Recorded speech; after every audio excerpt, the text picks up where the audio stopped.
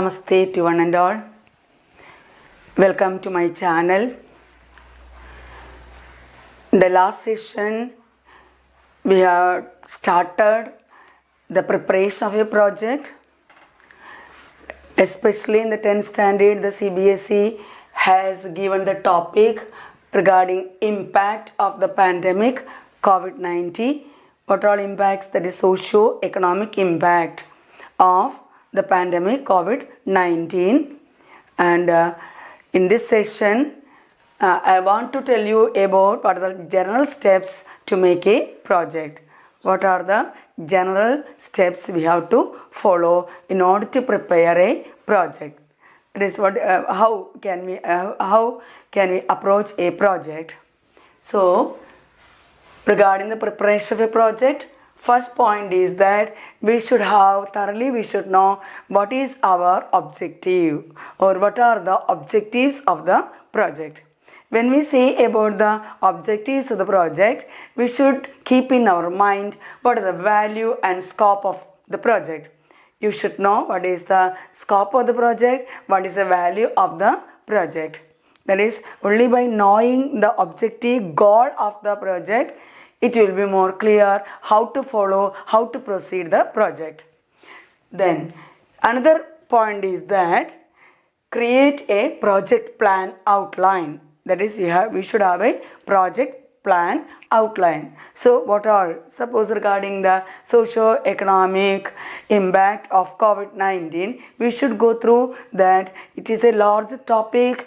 That is, it is a vast topic. For several months it is going on, where you are going to focus on, where you are going to study about, what are type of authentic reports you needed. So first of all, you should have an outline. It is not easy to cover the entire thing. So first of all, you should have an outline. Then another one is that how you are collecting the data.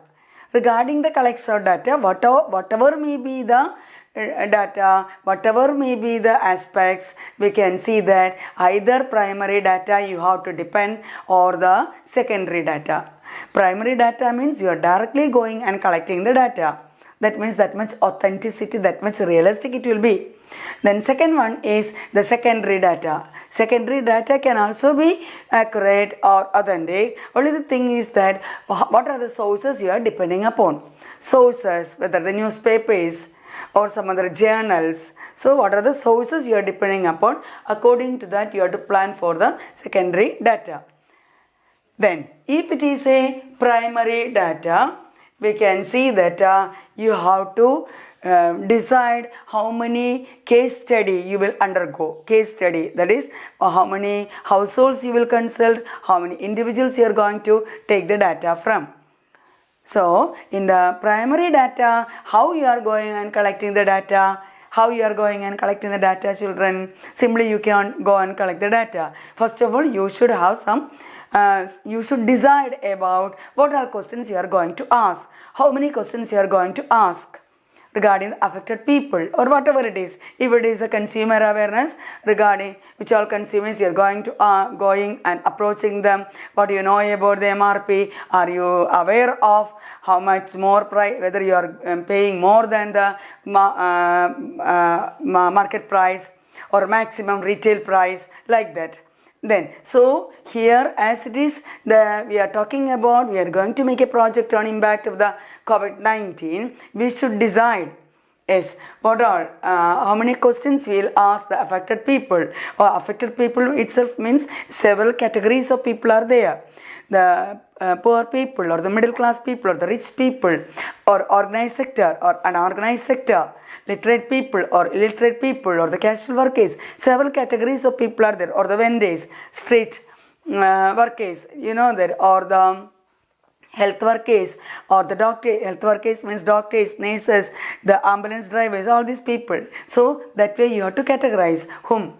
So the data, how many case study you are going to undertake, and how many questions you are going to ask, and what are the precautions you should keep in mind while you are asking questions. That is very important. And how it is helping you to make the project. So first of all, you have to make the questionnaire. For this purpose, you have to prepare the questionnaire. What is my questionnaire? When you are filling an application form, you used to see name of the person or name of the candidate or name of the head of the family, how many family members are there, what about the gender of the person, or how many males and females are there, what about the age of these people or age of the person whom you are going to collect the data from.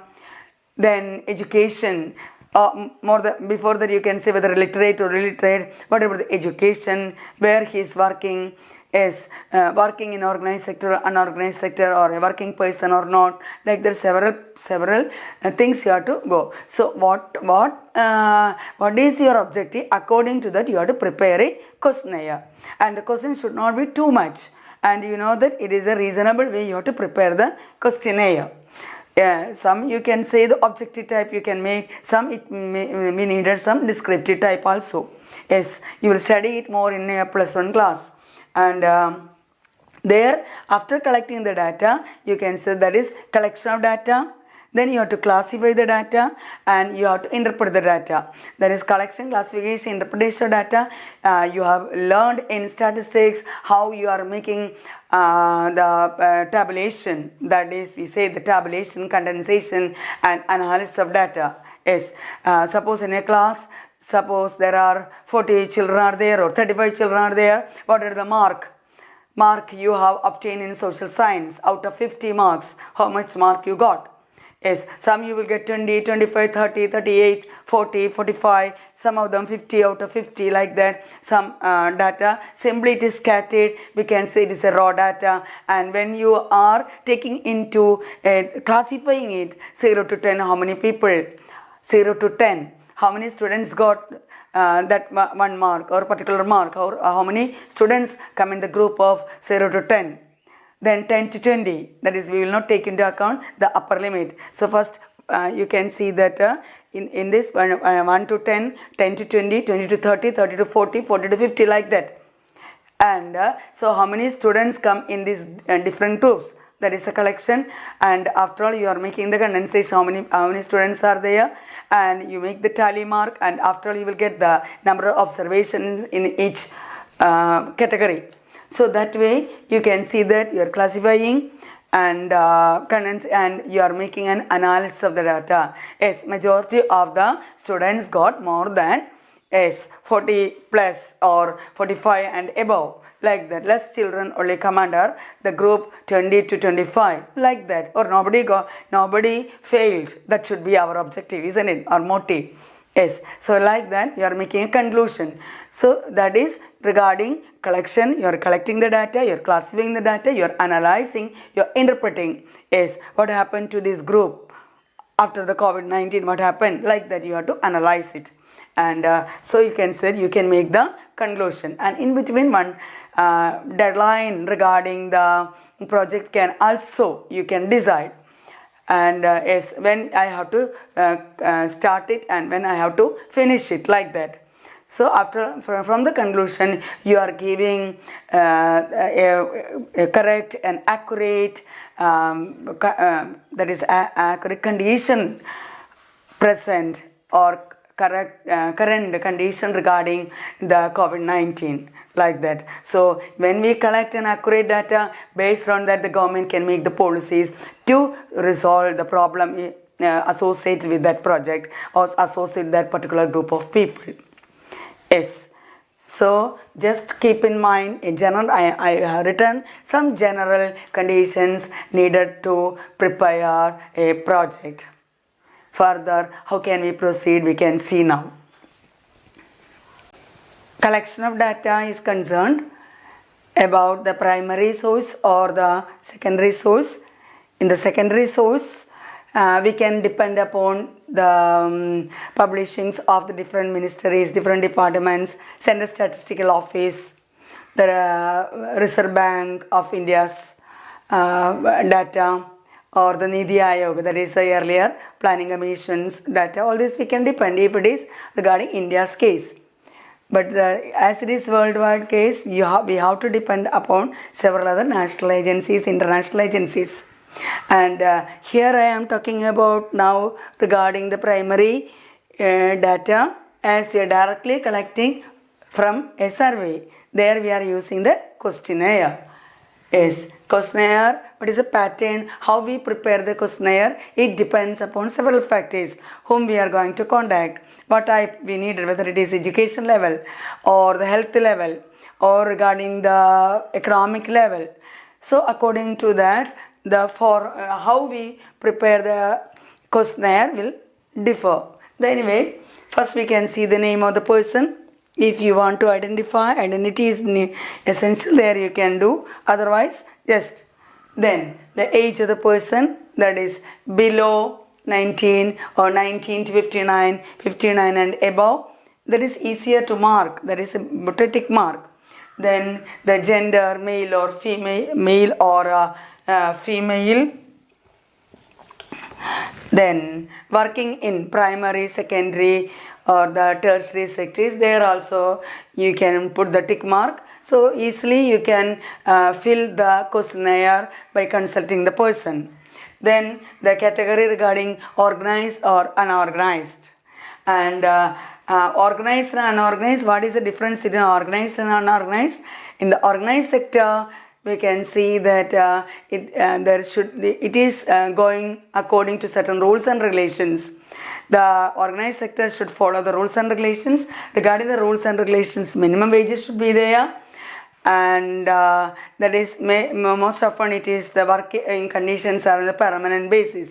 Permanent basis, number of leaves may be allotted, and holidays are paid, and social security benefits will be there. That is PF contribution will be there, health insurance will be there. So like that, some social security benefits may be availed by a person who is working under the organized sector, and if they take the leave, that time also the person may be paid, and pension benefits will be there. But in the unorganized sector, pension benefits most often the general employment, the general provident fund conditions according to that. And unorganized sector, we can see that there may not be minimum wages, or minimum wages itself, you know that there is flexible level, and holidays, no payment, and no social security contributions. If there is no work, nothing is no earnings at all. That is, if they take leave, if they are not working, no payment, like the unorganized sector. So organized and unorganized sector, you have to categorize and mark. And regarding our condition, regarding our topic is regarding socio-economic impact of COVID-19. So we have to take according to the states or countries. We can see that what happened before March or before February, and if it is China's case, I think it is by the end of November or beginning of the December 2019, like that. So before what happened, after what is happening, like that you have to mark. And we can see that what about the income earned by the person before the lockdown or after first lockdown, like that you have to mark. And you have to personally consult the person, and you can ask what about the earnings. And regarding earnings also, if it is per month or per day, that is what is the maximum earning he had that time before the pandemic. That is, if it is an unorganized sector, most often it may be wages or may be on the basis of the work done by the person by day. What about the per day, how much he got, and so how much he or she got. So according to that, monthly or daily wages, what she or he used to get before the pandemic and after the pandemic, or not after the pandemic, the lockdown, or when the pandemic broke down, we can see what is happening. So what about the income, whether he or she is having income, regularly having income or not, employment is having, work is having, and like that, whether the government is giving any solution, whether the government is giving any help for them, like that. we can see taken benefits given by the government, yes or no, whether satisfactory or not, or whether they had taken loan from that, from where we can, the common people can take loan. There is formal sector and non-formal sectors are there. Formal sectors means the banks controlled by the Reserve Bank of India. And what about the rate of interest there? Most often the rate of interest may be lower than the non-formal sector. Normal sector money lenders and money lenders or relatives or friends or some other agencies who give loans to the public. So the non-formal sector like that. And if it further goes regarding the health conditions, what are the health general health conditions because of the COVID-19, whether the person is affected it or not, or the neighborhood it is affected or not, like that it goes. So according to that, you can take the survey of the people and you can analyze. Suppose you are taking 6 persons or 7 or 8 persons details. From there you have to collect it, you have to take it random, you can select it, and from there you have to make this, and after you can make an average. Yes, 10 persons you met and made the data, and from there what is the average level you got. That is, x bar is equal to x1 plus x2 plus xn divided by n. Like that you will get an average conclusion what really affected. There you can see that you have to select an organized sector or organized sector that is at the transportation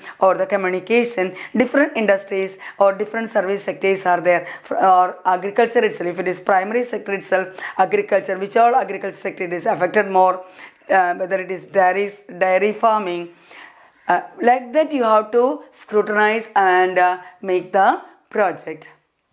I hope at least you got an idea regarding how to prepare the questionnaire.